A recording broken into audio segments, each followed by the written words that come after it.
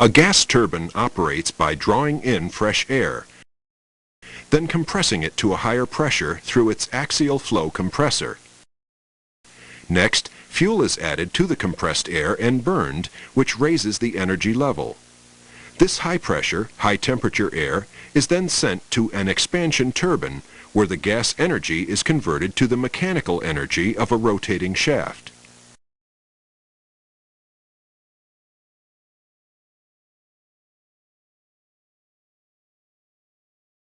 The conversion of work in the turbine actually takes place in two steps. In the nozzle section of the turbine, the hot gases are expanded and a portion of the thermal energy is converted into kinetic energy. In the subsequent bucket section of the turbine, a portion of the kinetic energy is transferred to the rotating buckets and converted to work. Typically, more than 50% of the work developed by the turbine section is used to power the axial flow compressor. Since the gas turbine is an ambient air breathing machine, its performance will be changed by anything affecting the mass flow of the air intake to the compressor. The most obvious are changes in the reference conditions of 59 degrees Fahrenheit and 14.7 psia.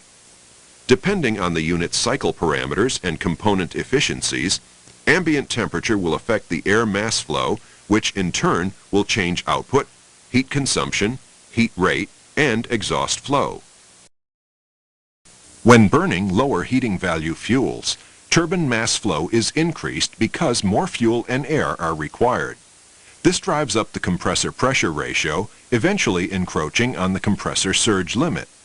This means that such a large volume of fuel is required to fire the machine that it begins to push back on the compressor discharge pressure, causing a reverse flow to occur in the compressor. The compressor rotor is assembled by vertically stacking the wheels. First, the compressor forward stub shaft and first wheel are put into the stacking pit with tie bolts in place. Then each wheel is slid vertically over the tie bolts. In the case of the MS7000 EA, there are a total of 17 wheels on the compressor rotor. Once the last wheel and aft stub shaft are stacked, the tie bolts are then torqued. Once the compressor rotor is assembled, it is slow-speed balanced to make sure vibration levels meet design standards. GE is a leader in rotating equipment and vibration analysis. Also, field and service shop balancing can be done after the unit is in service.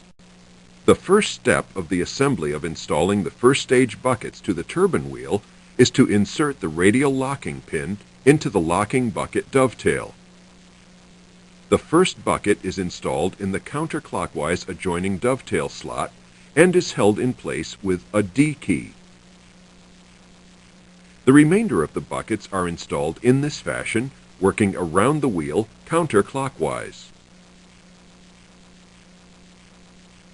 The last bucket is installed into its dovetail, and the axial locking pin is driven into the wheel.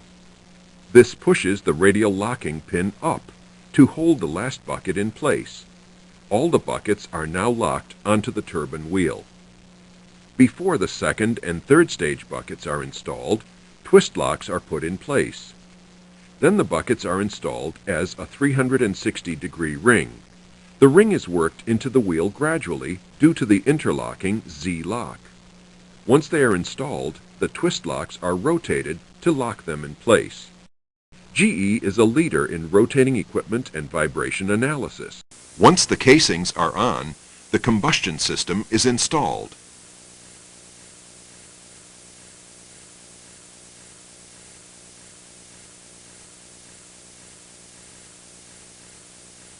Next, the shell cooling air piping is installed.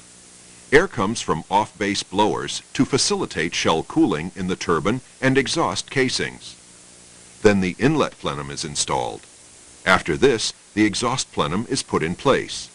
The flex seals keep the exhaust gases from escaping into the turbine compartment or out to atmosphere while allowing for thermal expansion.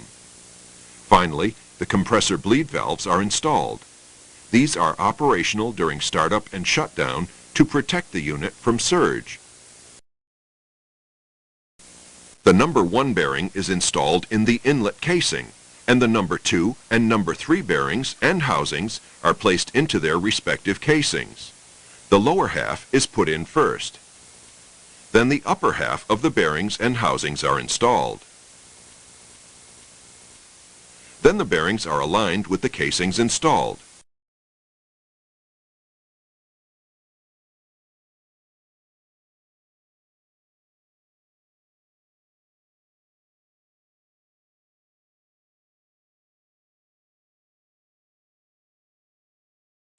The upper halves of the bearing housings and casings are then removed, and the air seals and oil deflectors are installed.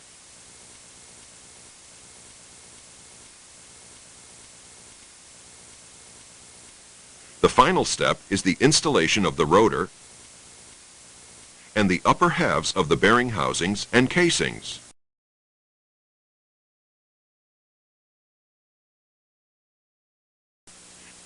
To assemble the first stage nozzle, the nozzle segments are installed into the support ring. Seals are installed to minimize gas leakage. Alignment pins are then installed to radially align the segments in the ring. To assemble the second stage nozzle, first a core plug is installed in the investment cast piece to allow for even cooling down the center of the bore of the nozzle segment.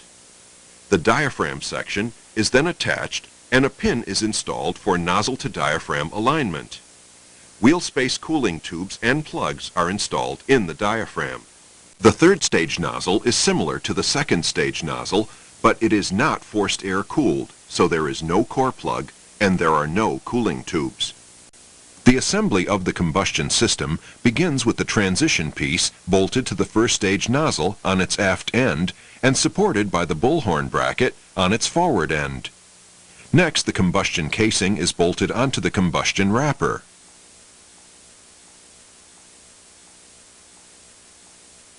Then the flow sleeve slides into the casing. The crossfire tubes are then installed, but pushed out of the way so that the liner may be installed. Once it is, the crossfire tubes are put into the crossfire tube collars in the liner.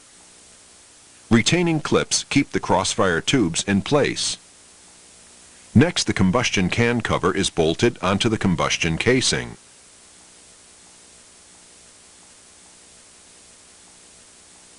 And then the fuel nozzle is installed onto the combustion can cover. Spark plugs and flame detectors are also installed on certain combustion cans depending on the vintage of the unit.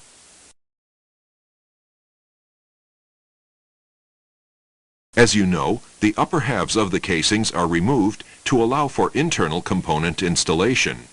All vertical and horizontal bolts are removed, and the casings are lifted off one at a time in the following sequence. First the turbine shell, then the compressor casing,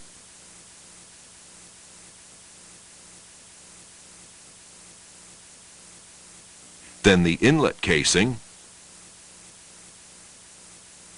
then the exhaust casing, and finally the compressor discharge casing. To give you a mechanical analogy, check valves behave the same way as diodes in electrical systems. In this analogy, a fixed pressure to the main manifold is provided by the supply tank. The pressure at the main manifold can be regulated by the check valves A, B, or C.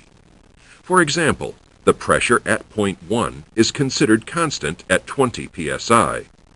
If the pressure at points 2, 3, and 4 are higher than 20 psi, then there will be no control of the pressure at the main manifold.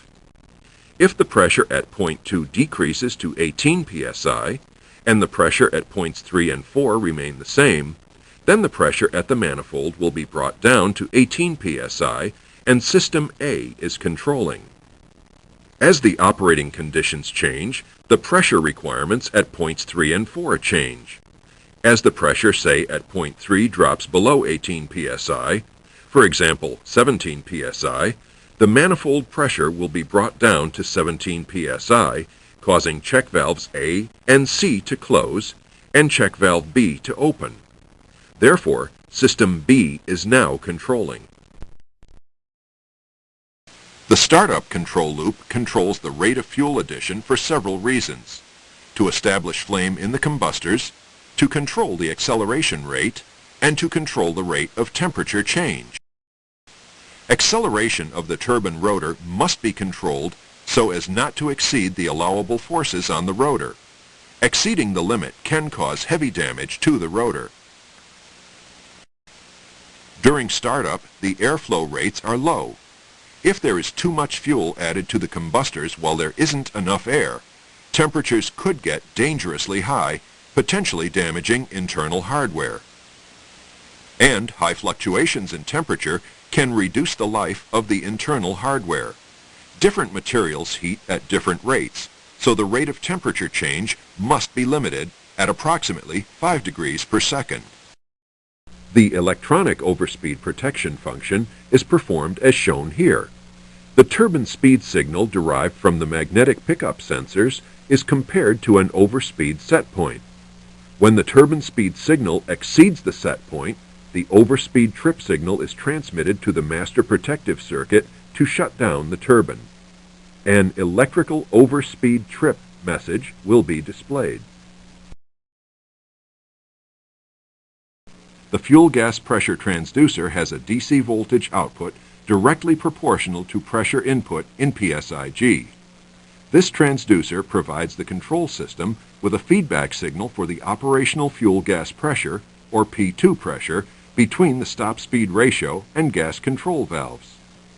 The fuel gas vent solenoid valve vents the volume between the stop speed ratio valve and the gas control valve when the solenoid is de-energized.